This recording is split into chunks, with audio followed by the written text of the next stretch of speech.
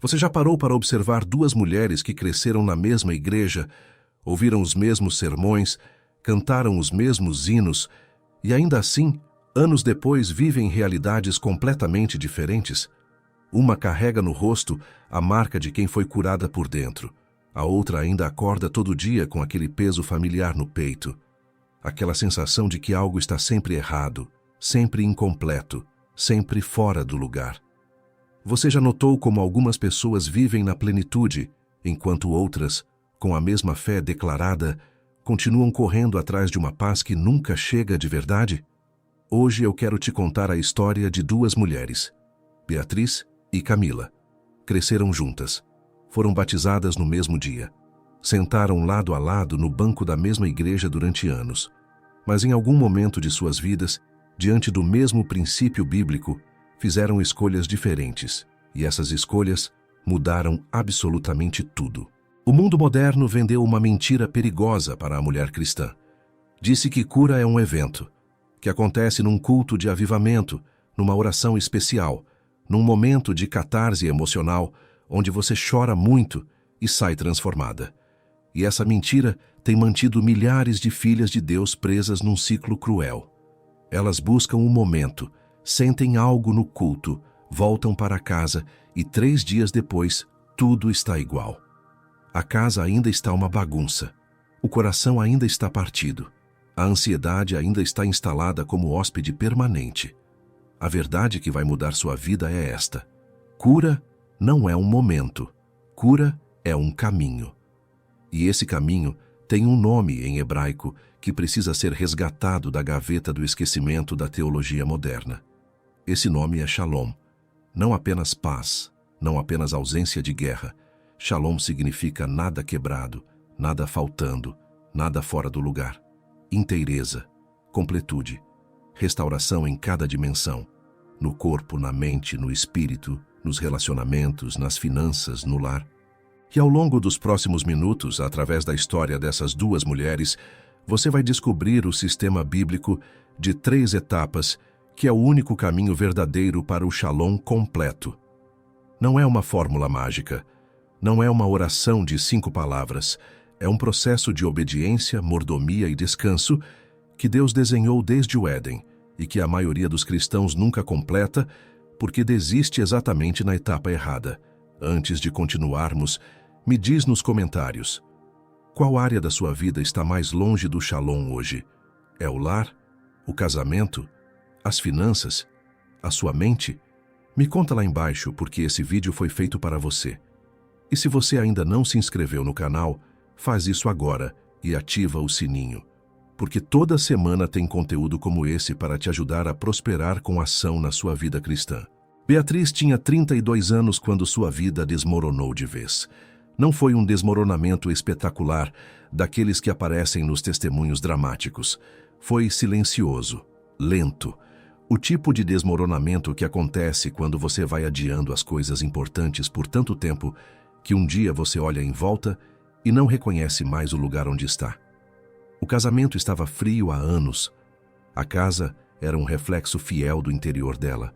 Coisas empilhadas nos cantos, gavetas que não fechavam, uma lista mental infinita de coisas que precisavam ser arrumadas, mas que nunca eram. Ela se sentia o tempo todo como uma pessoa a um passo de se afogar, sempre com a cabeça na linha d'água. Camila, no mesmo período, também estava com a vida bagunçada. Mas havia algo diferente nela. Havia uma inquietação diferente da de Beatriz. Beatriz estava inquieta por ansiedade. Camila estava inquieta por fome. Havia algo em Camila que reconhecia que aquela vida não era o que Deus havia prometido e que havia um caminho de saída. Ela só ainda não sabia qual era. O ponto de virada para as duas aconteceu no mesmo dia, num sábado de manhã, num grupo de mulheres da igreja.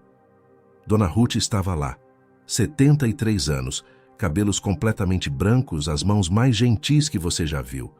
Dona Ruth não era líder oficial de nada, não tinha cargo, não tinha microfone, mas toda mulher que sentava do lado dela saía diferente.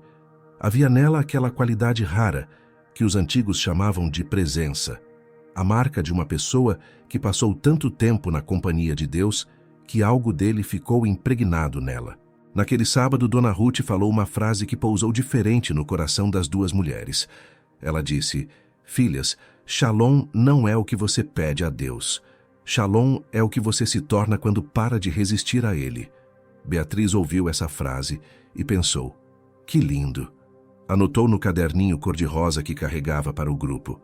Camila ouviu essa frase e ficou quieta por um longo tempo. Depois, ao fim do encontro, enquanto as outras conversavam, ela se aproximou de Dona Ruth e disse: "Senhora, eu preciso entender o que a senhora quis dizer." E foi aí que os caminhos das duas mulheres começaram a se separar. Dona Ruth olhou para Camila com aqueles olhos que pareciam ter visto muito e, ainda assim, encontrado paz em tudo o que tinham visto.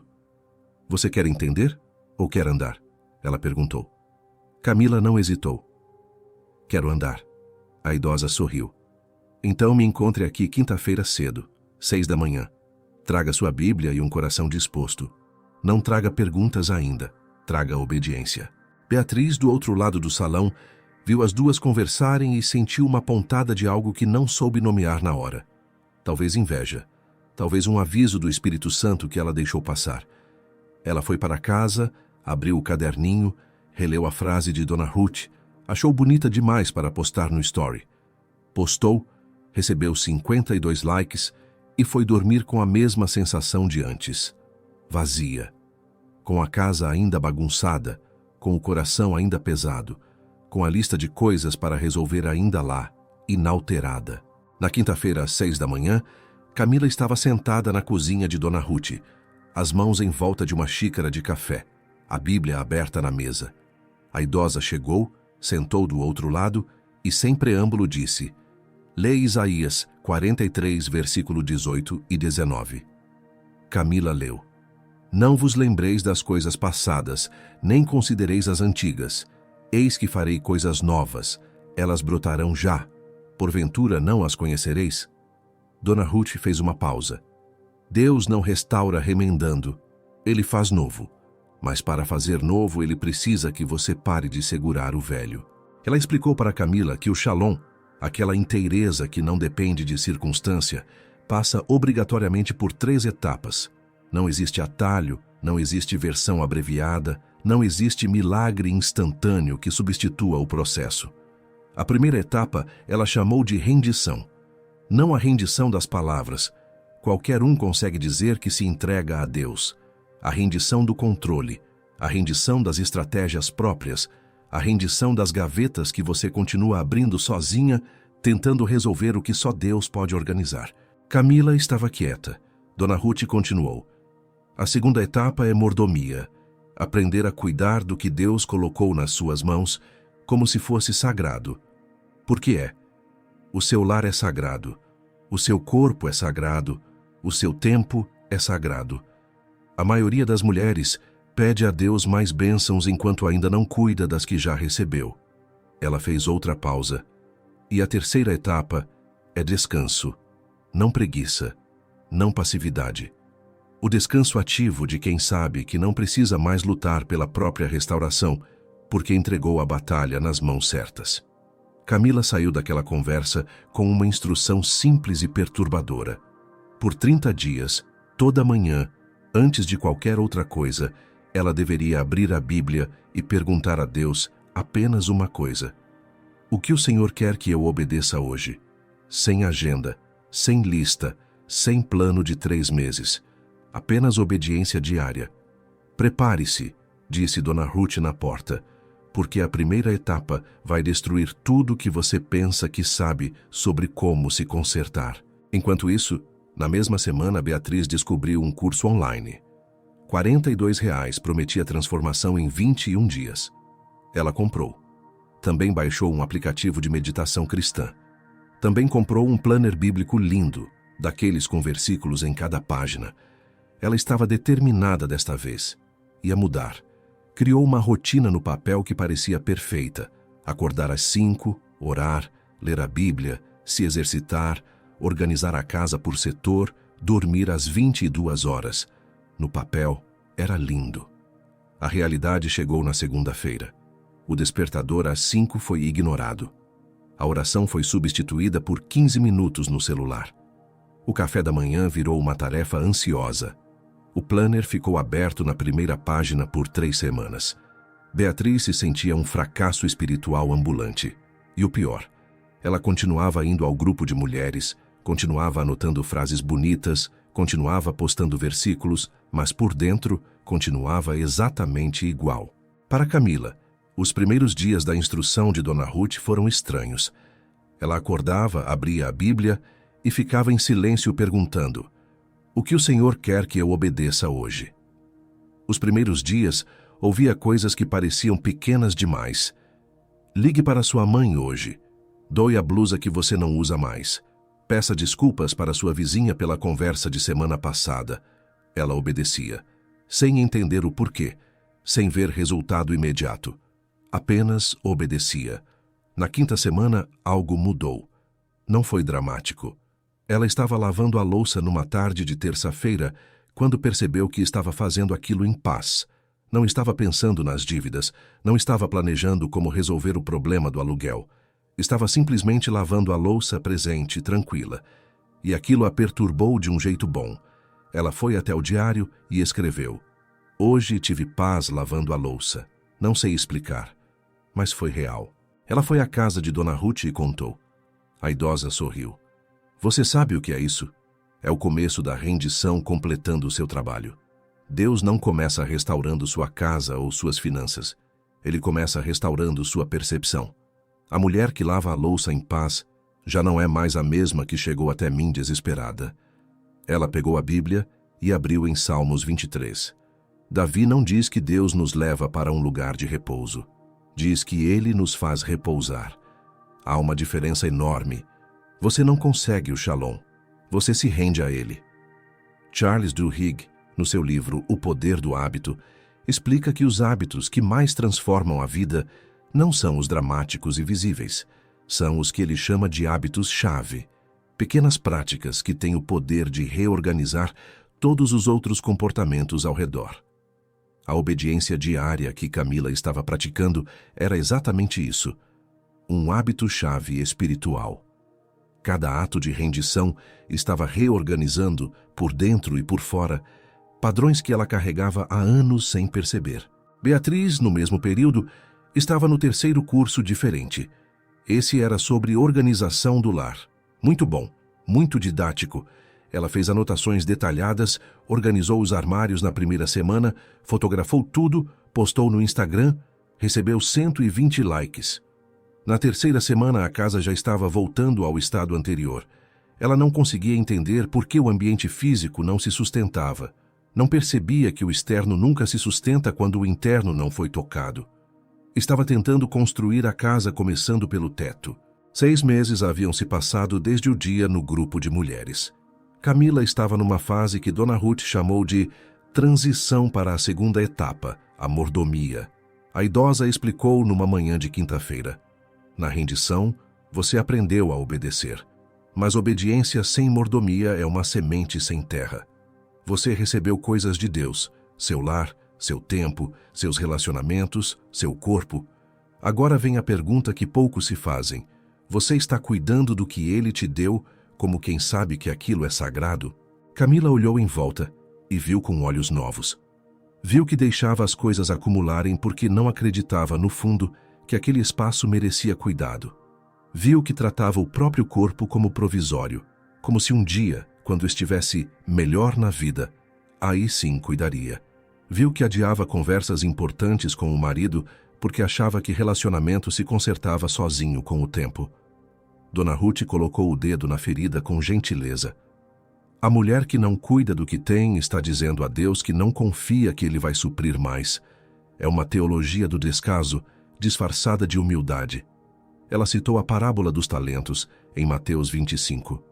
O servo que recebeu um talento e enterrou não foi castigado por fazer algo de errado. Foi castigado por não fazer nada com o que havia recebido.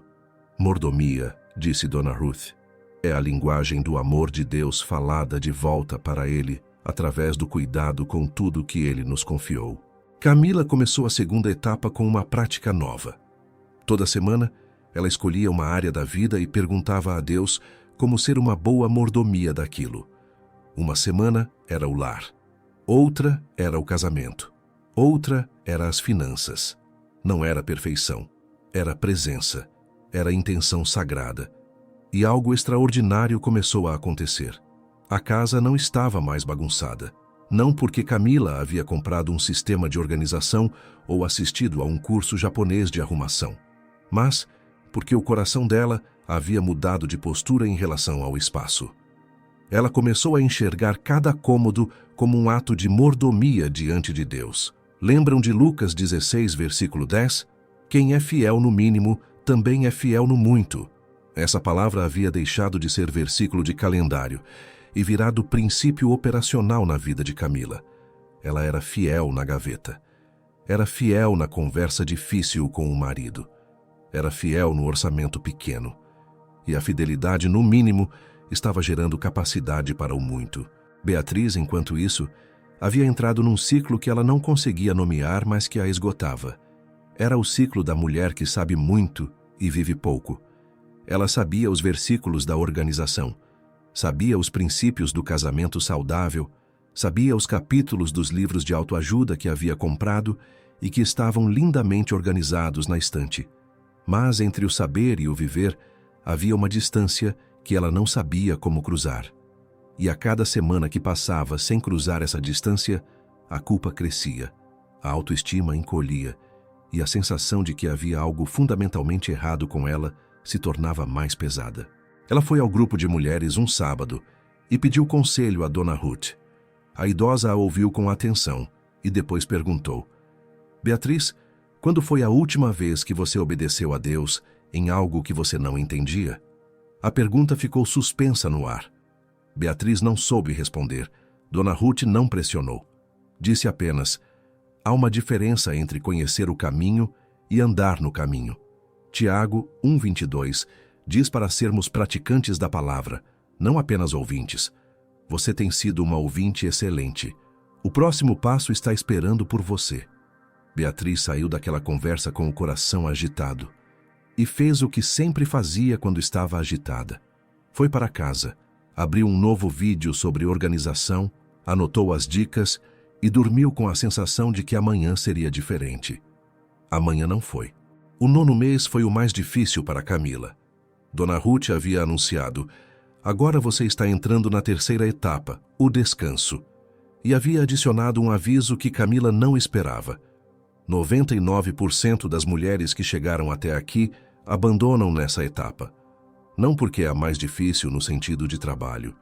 É a mais difícil porque exige que você desista de controlar os resultados. Camila achou que seria fácil. Havia rendido o controle na 1ª etapa, havia praticado mordomia na 2ª, mas o descanso revelou uma camada mais funda de controle que ela não havia visto.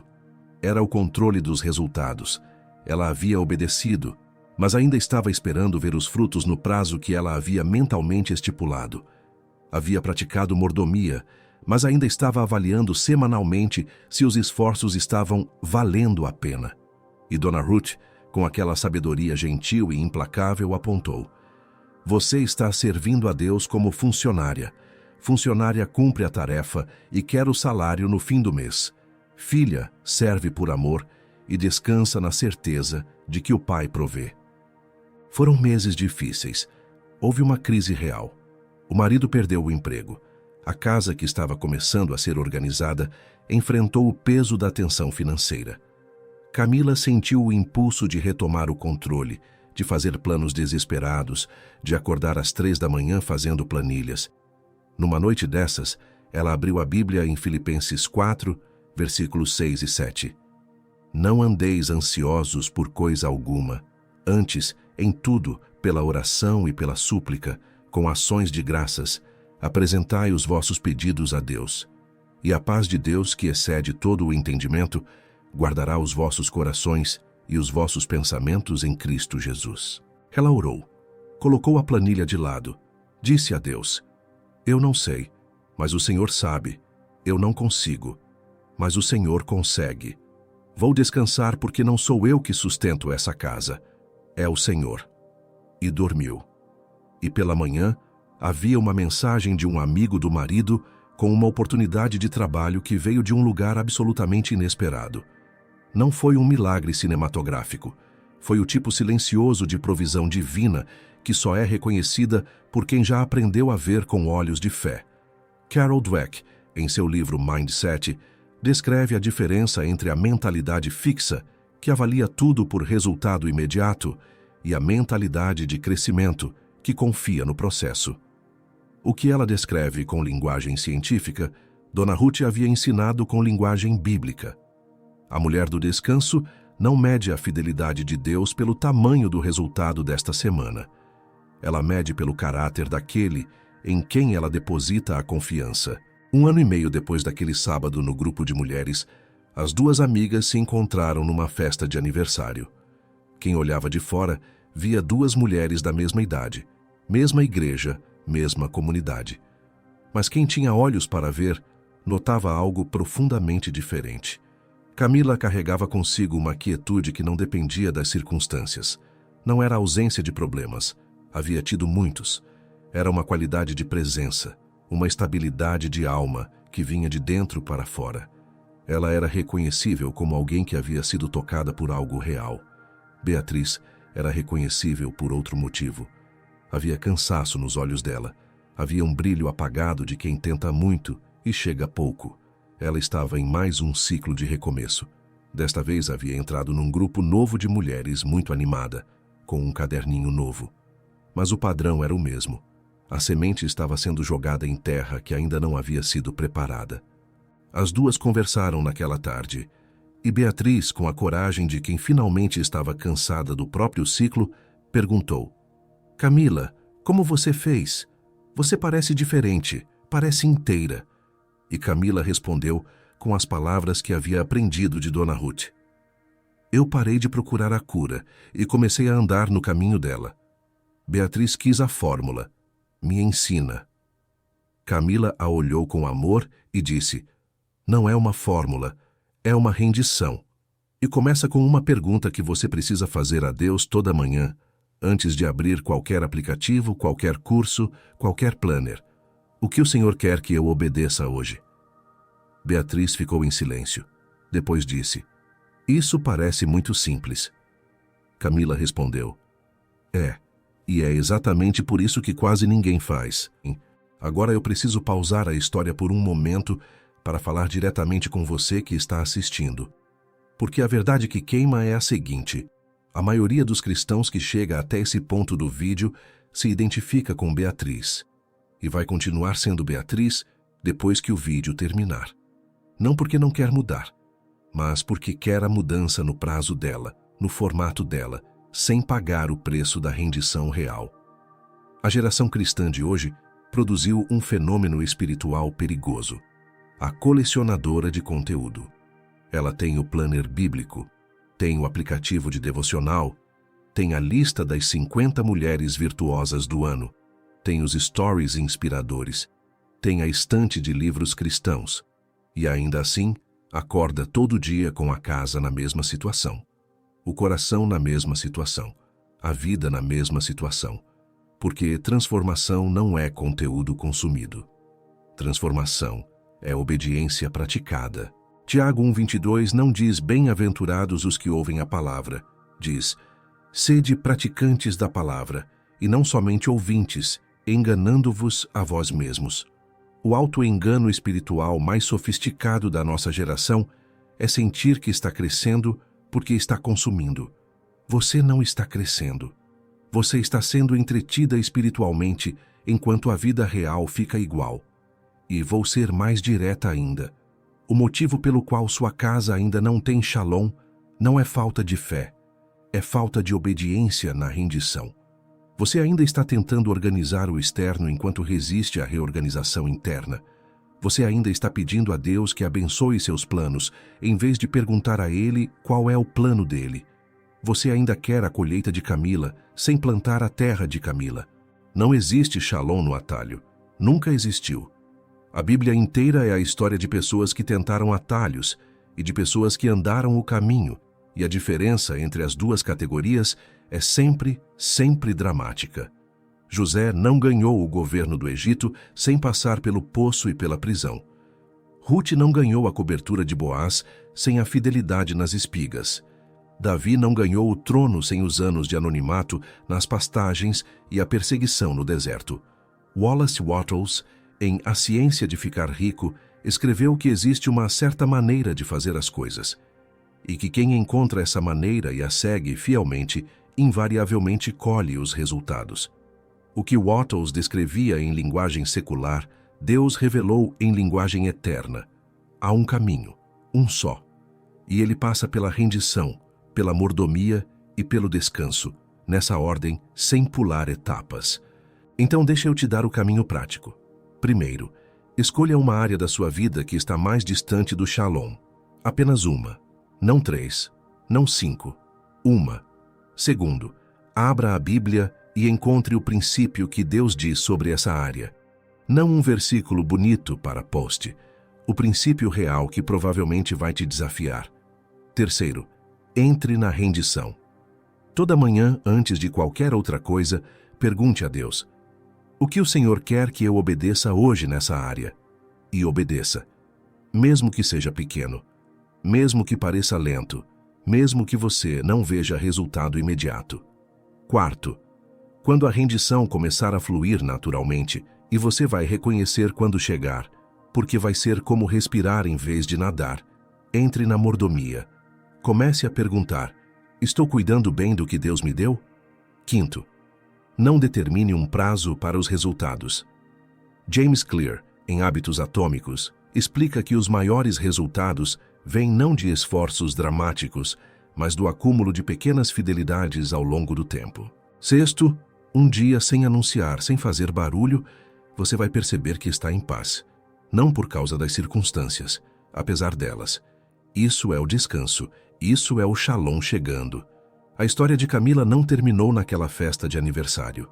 Ela continuou, como toda a vida real continua, com novos desafios, novas crises, novos momentos de escolha entre o controle e a entrega. Mas havia algo que não voltava mais, aquela sensação de que estava sempre correndo para alcançar uma paz que fugia. O Shalom não era mais um destino que ela perseguia, era uma morada que ela habitava. Porque Shalom não é o que acontece quando tudo está resolvido, é quem você se torna quando aprende a confiar em quem resolve. E a história de Beatriz também continuou. Naquele mesmo dia, depois da conversa com Camila, ela voltou para casa, sentou no chão da sala com a Bíblia no colo e, pela primeira vez em muito tempo, fez uma oração diferente. Não pediu nada, não listou nada. Disse apenas: Senhor, o que o Senhor quer que eu obedeça hoje? E ficou em silêncio, esperando a resposta. E aquele silêncio, aquele primeiro silêncio de rendição genuína, foi o começo de uma história nova. Porque Shalom não é reservado para mulheres especiais. Não é para quem nasceu com dom de organização ou temperamento calmo ou facilidade espiritual. É para quem decide, num dia comum, parar de buscar a cura e começar a andar no caminho dela. Jeremias 6,16 diz: Parai nos caminhos e olhai, e perguntai pelas veredas antigas, qual o bom caminho, e andai por ele, e achareis repouso para as vossas almas. O caminho é antigo, o caminho é testado, o caminho é real. E esse caminho está esperando por você agora, não amanhã, não depois de mais um curso, não depois de você se sentir mais pronta. Agora, exatamente onde você está, com a casa do jeito que está, com o coração do jeito que está, com a vida do jeito que está, você pode fazer a mesma pergunta que Camila fez naquela primeira manhã. Senhor, o que o Senhor quer que eu obedeça hoje? E se você tiver coragem de ouvir a resposta e obedecer, você vai descobrir que o Shalom não era um destino distante. Era uma porta. E a chave sempre esteve na sua mão. Você chegou até o final desse vídeo, e isso já diz muito sobre você. Diz que há algo em você que reconhece que existe mais paz, mais inteireza, mais presença real de Deus em cada detalhe da sua vida. Não deixa esse reconhecimento ser só um sentimento bonito. Transforma ele em uma ação hoje. Me conta nos comentários. Qual é a área da sua vida que você vai entregar a rendição a partir de agora? Lar, casamento, finanças, sua mente? Me diz lá embaixo. Porque sua resposta pode ser o testemunho que vai ajudar outra mulher a dar o mesmo passo. Se você quer se aprofundar nos princípios de transformação que conversamos hoje, dá uma olhada no nosso shopping. Recomendo especialmente A Ciência de Ficar Rico, de Wallace Wattles, e O Poder do Hábito, de Charles Duhigg. Os dois se conectam de forma poderosa com esses princípios bíblicos e vão te ajudar a entender o caminho da transformação de ângulos diferentes. Inscreve-se no canal se você ainda não fez isso. Ativa o sininho para não perder nenhum vídeo, porque toda semana tem conteúdo feito para te ajudar a prosperar com ação em cada área da sua vida. Que Deus abençoe sua jornada. Agora vai, entre na rendição. E daqui a 1 ano, você não vai acreditar que era a mesma pessoa. Até o próximo vídeo.